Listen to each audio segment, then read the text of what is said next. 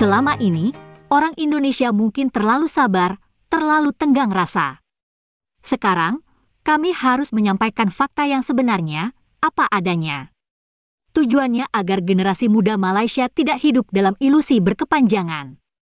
Tujuannya agar kita bisa berbangsa dan bernegara secara dewasa, saling menghargai kedaulatan negara.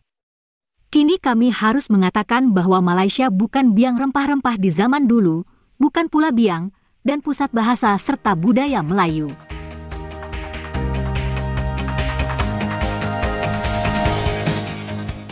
Mari kita lihat buktinya. Seperti yang kita tampilkan dalam video beberapa waktu lalu, sebagian besar prasasti berbahasa Melayu kuno jelas berada di wilayah Indonesia. Artinya peradaban atau tamadun Melayu berada di wilayah Nusantara, tepatnya wilayah Sumatera, Indonesia sekarang. Begitu pula kerajaan Sriwijaya yang merupakan pusat tamadun Melayu Buddha. Sriwijaya terletak di wilayah Indonesia, bahkan berhubungan dengan kerajaan Mataram kuno di Jawa. Dalam perkembangannya, bahasa Melayu akhirnya menjadi bahasa lingua franca di zaman perdagangan rempah-rempah. Nah, sumber bahasa Melayu tetaplah di Sumatera, bukan di Semenanjung.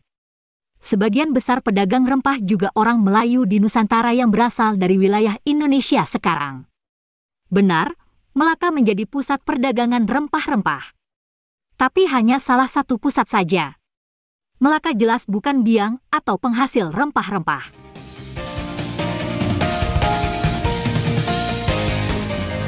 Banyak sekali pusat perdagangan rempah-rempah yang lain yang berada di wilayah Nusantara Indonesia. Itu sebabnya wilayah Indonesia jadi rebutan penjajah. Wilayah penghasil rempah-rempah terbesar memang berada di Nusantara Indonesia. Nusantara Indonesia sejak dulu juga jadi pusat peradaban karena tanahnya subur. Itu sebabnya penduduknya juga banyak. Jadi semua elemen peradaban saat itu, yakni bahasa Melayu, pembuat kapal, pedagang dan penghasil rempah-rempah, sebagian besar adalah orang-orang Nusantara Indonesia. Melaka hanyalah bandar, tempat berdagang, bukan pusat peradaban saat itu. Bukan Melaka juga yang mengembangkan bahasa Melayu. Bahasa Melayu dari Sumatera itu berkembang secara alamiah. Nah, kenapa orang Malaysia sekarang merasa paling Melayu? Bukankah Melayu asli di Semenanjung hanya sedikit? Yang banyak adalah Melayu palsu.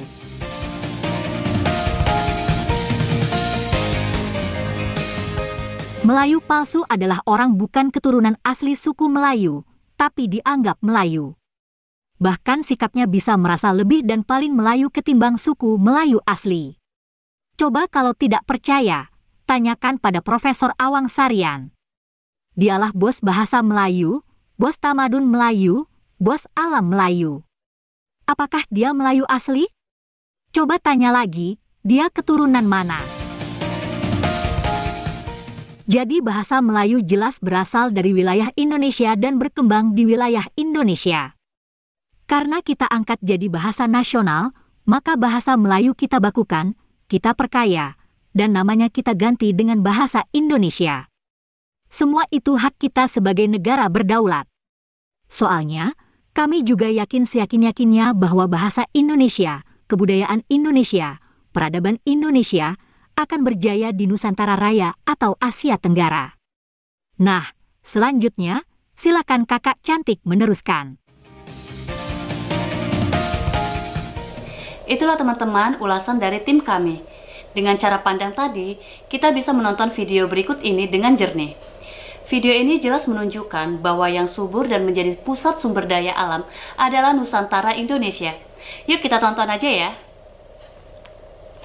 Sejak zaman lampau, Nusantara telah dikenal sebagai daerah penghasil rempah-rempah, komoditi utama dalam perdagangan internasional di masa itu. Rempah-rempah telah lama digunakan penduduk Nusantara dan bangsa lain seperti bangsa Arab, India, Cina, dan Eropa untuk obat-obatan, sebagai bumbu masakan, dan pengawet makanan. Wilayah penghasil rempah di Nusantara dapat dibagi dalam dua daerah produksi. Daerah pertama adalah di bagian timur, yaitu Kepulauan Maluku dan Kepulauan Banda, yang menghasilkan cengkeh dan pala. Sementara di wilayah barat, yang terdiri atas Pulau Sumatera, Jawa, dan Kalimantan sebagai daerah penghasil lada. Emporium atau pusat perdagangan terbesar pada masa itu adalah Malaka. Kota ini menjadi tempat bertemunya berbagai pedagang Nusantara seperti Banten, Makassar, Banda, dan Ternate. Emporium tersebut terintegrasi dengan jalur perdagangan Asia. Para pedagang dari Cina, Arab, dan India membawa komoditas tekstil dan porselen. Tingginya harga rempah di pasar dunia mendorong bangsa Eropa untuk membeli komoditas itu langsung dari daerah asalnya. Penjelajah Eropa menemukan jalur ke Nusantara dengan memutari Afrika melalui Tanjung Harapan.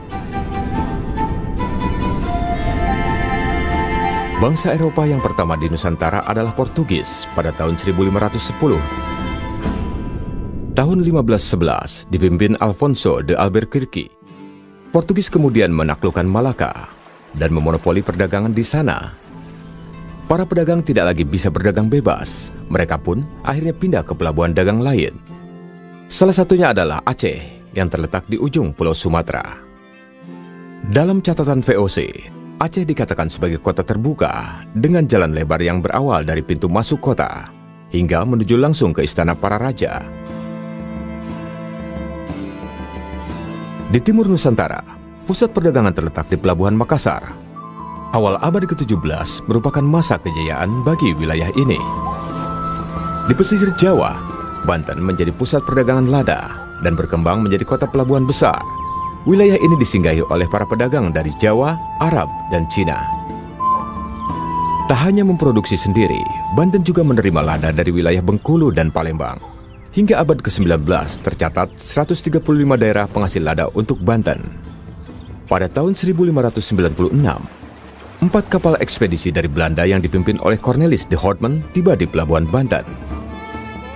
Kedatangan de Houtman ke Nusantara diikuti oleh perusahaan dagang lainnya asal Belanda. Guna mencegah persaingan tidak sehat, pemerintah Belanda kemudian mendirikan VOC pada tahun 1602.